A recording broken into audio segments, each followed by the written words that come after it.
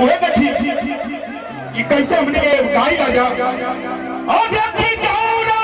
के भी नात चीर हो और देखी गौरा के भी नात चीर भैया भैया और देखी ओंगे ओंगे भीगली बदनिया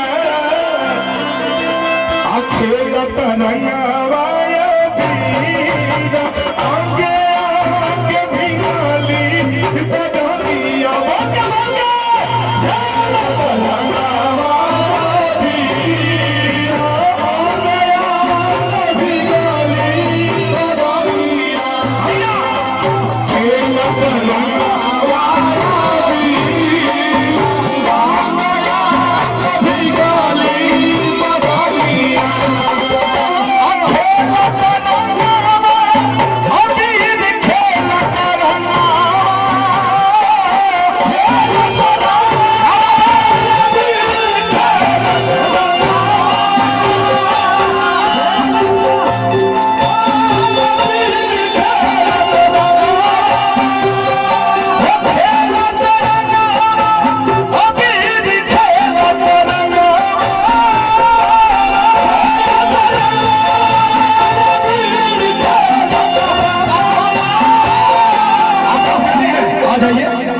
कैसे करते हैं हम आइए और भैया भले खाली गाजी बोलो स्टाइल में हल्ला हो जाओ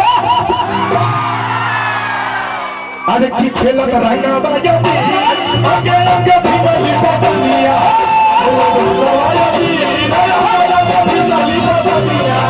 खेलत रंगा बाजा आगे आगे भीगली बदनिया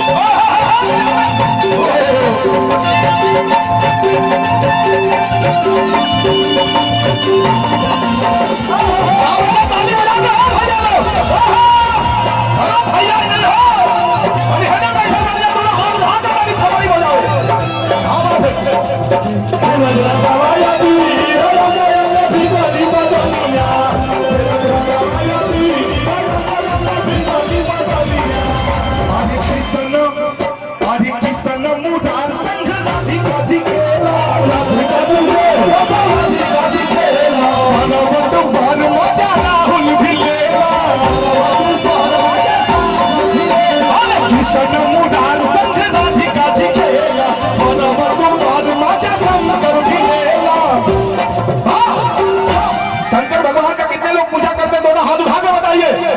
दोनों शंकर भगवान का पूजा करते हैं, दोनों हाथ उठा के शंकर भगवान की